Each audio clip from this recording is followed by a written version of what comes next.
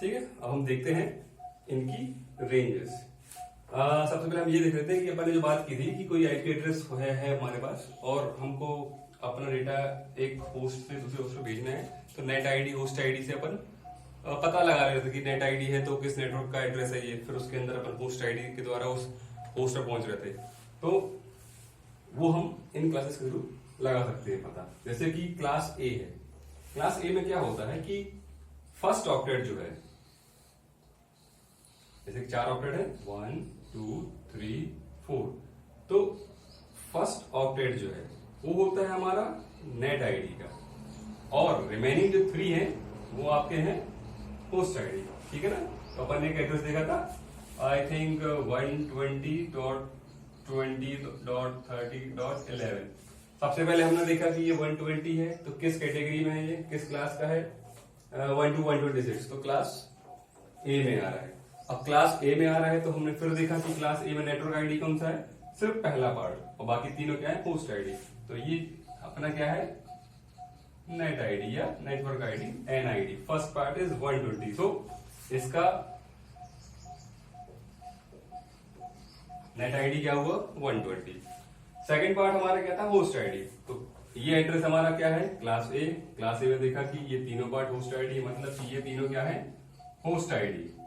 तो हमने देखा कि इस एड्रेस का होस्ट आईडी क्या है, 20.30.11। ठीक है। तो अब हम ये देख रहे हैं कि हर एक क्लास की क्या रेंज है, नेटवर्क आईडी किस किस पार्ट में है। तो क्लास ए का देख लिया हमने। क्लास बी का क्या होगा, मान लो ये अपना आईपी है, 4 ऑक्टेट में डिवाइड है, शुरू के 2 जो ऑक्टेट हैं वो आपके नेट आईडी हैं, बाद के 2 जो है अपने ऑक्टेट वो होस्ट आईडी है। सिमिलरली क्लास सी की हम बात करें, क्लास सी में जो आईपी एड्रेस है आपका, अगेन 4 ऑक्टेट में डिवाइड होता है आईपी एड्रेस। तो जो शुरू के 3 हैं ये आपके डिनोट करेंगे नेटवर्क पार्ट को, यानी कि नेटवर्क आईडी कितनी बड़ी होगी, और लास्ट का एक पार्ट जो है वो आपका होस्ट आईडी है। इसी तरह क्लास डी में, क्लास डी में होस्ट और नेट आईडी में हम डिवाइड नहीं करते हैं, it is use for multicasting, वो अपन बाद में देखेंगे। And class E is reserve. Okay, so मान लीजिए एक आईपी एड्रेस है 193.20.150.1। मैं कुछ भी यूज कर सकता हूं, आप बस देखिए कि रेंज में होना चाहिए, 0 से 255 के बीच में होना चाहिए। अब आप पहले ये देखो कि 193, पहले ऑक्टेट देख के आपको बताना है कि किस क्लास का आईपी एड्रेस है। यदि ये क्लास फुल आईपी एड्रेस है तो 193 किससे फॉलो होगा, देखो 192 से 223 के बीच में, अतः ये हमारा क्लास सी एड्रेस है। ओके, अब क्लास सी एड्रेस है तो हमको ये बताना है कि इसमें नेट आईडी का पार्ट कौन सा है और होस्ट आईडी का पार्ट कौन सा है। तो क्लास सी में हमने देखा कि शुरू के तीनों ऑक्टेट जो हैं वो नेट आईडी और लास्ट वाला होस्ट आईडी है। तो हमारे पास शुरू के 3 193.20.150 ये हमारे क्या है, नेट आईडी। लास्ट में सिर्फ 1 जो बचा है ये हमारा क्या है, होस्ट आईडी। ऐसे हम कोई भी आपको एड्रेस दे सकते हैं, मान लीजिए 180.20.55.2। सबसे पहले आप क्या देखेंगे कि आईपी एड्रेस में पहला ऑक्टेट क्या है, 180 मतलब इस रेंज में, मतलब क्लास बी। तो ये हमारा क्लास बी का एड्रेस हुआ। अब क्लास बी में हम क्या देखते हैं, नेट आईडी शुरू के 2 ऑक्टेट, होस्ट आईडी लास्ट के 2 ऑक्टेट। तो इसमें नेट आईडी क्या हुआ, ये वाला पार्ट, और होस्ट आईडी कौन सा हुआ, ये वाला पार्ट। ठीक है। तो इस तरह से यदि आपको कोई भी आईपी एड्रेस दिया हो तो आप उसका पहला ऑक्टेट देखें, उस ऑक्टेट को आप देखें कि किस रेंज में आ रहा है, क्लास किस क्लास की रेंज में है, क्लास ए में, बी में, सी में, डी में, ई में। ठीक है। उसके बाद आप देखें कि मान लीजिए क्लास बी में है तो 2 पार्ट नेट आईडी के हैं और 2 पार्ट होस्ट आईडी के। बाद के ए में है तो पहला ऑक्टेट नेट आईडी है, बाद के 3 होस्ट आईडी है, और सी में है तो पहले तीनों नेट आईडी और लास्ट का होस्ट आईडी है। ठीक है। तो मैंने जो बात की थी कि अब हमको एक होस्ट से दूसरे होस्ट में भेजना है कोई भी पैकेट, तो कैसे पता लगाएंगे। तो सबसे पहले देखेंगे नेट आईडी उस नेट आईडी के थ्रू हम उस नेटवर्क तक पहुंचेंगे जिसमें वो होस्ट है।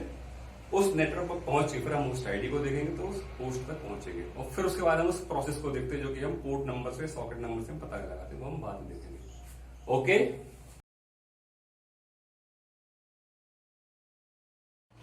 अब हमको ये देखना है कि नेटवर्क आईडी, होस्ट आईडी की रेंज क्या है। ठीक है, अभी तक हमने देखा कि फर्स्ट ऑक्टेट नेट आईडी, बाकी तीनों होस्ट आईडी, यहाँ पे 2 नेट आईडी, 2 होस्ट आईडी, यहाँ पे 3 नेट आईडी, 1 होस्ट आईडी। अब हमको देखना है कि इनकी रेंज क्या है। इट मीन्स कि क्लास ए में कितने नेटवर्क हैं और कितने होस्ट हैं। तो नेटवर्क कितने होंगे,